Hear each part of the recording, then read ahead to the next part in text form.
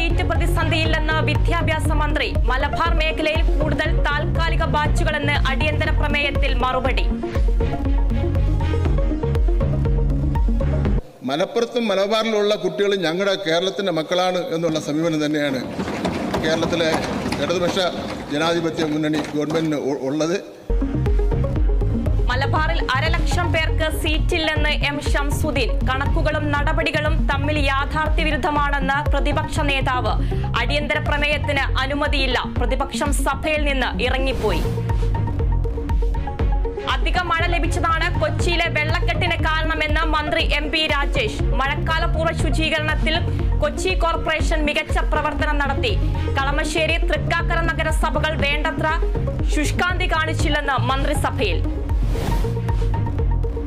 പന്തീരങ്കാവ് കേസിലെ നവവധുവിനെ കാണാനില്ലെന്ന് പിതാവിന്റെ പരാതി. മകളെ സമ്മർദ്ദപ്പെടുത്തി മൊഴി മാറ്റിച്ചു എന്നാണ് അറിവ്.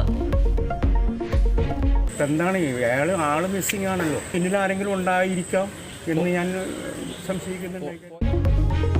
പരാതിക്കാരുടെ മലക്കം മറച്ചിലിൽ അന്വേഷണ സംഘം പ്രതിരോധത്തിൽ. മജിസ്ട്രേറ്റിന് രഹസ്യമൊഴി നൽകിയതിനാൽ കേസ് ദുർബലപ്പെടില്ലെന്ന് പ്രതീക്ഷ. മൂന്നാം മോദി സർക്കാരിലെ മന്ത്രിമാർ ചുമതലയേൽക്കുന്നു. സുരേഷ് ഗോപിക്കും ജോർജ് കുര്യനും ആദ്യ ദിനം. വോട്ടർമാർക്ക് നന്ദി അറിയിക്കാൻ രാഹുൽ ഗാന്ധി നാളെ വയനാട്ടിൽ.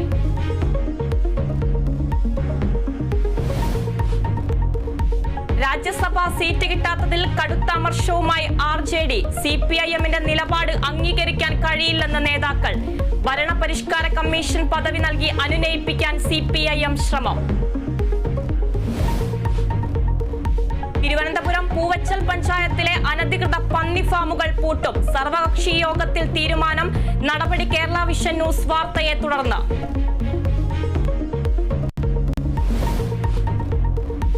T20 ലോകകപ്പിൽ സൂപ്പർ 8-ലെത്തുന്ന ആദ്യ ടീമായി ദക്ഷിണാഫ്രിക്ക. ബംഗ്ലാദേശിനെ പരാജയപ്പെടുത്തിയത് 4 റൺസിന്. സുനിൽ ഛേത്രി ഇല്ലാതെ ഇന്ത്യൻ ഫുട്ബോൾ ടീം ഇന്ന് ഖത്തറിനെതിരെ. ലോകകപ്പ് യോഗ്യത 3-ാം റൗണ്ട് പ്രവേശനത്തിന് ജയം അനിവാര്യം.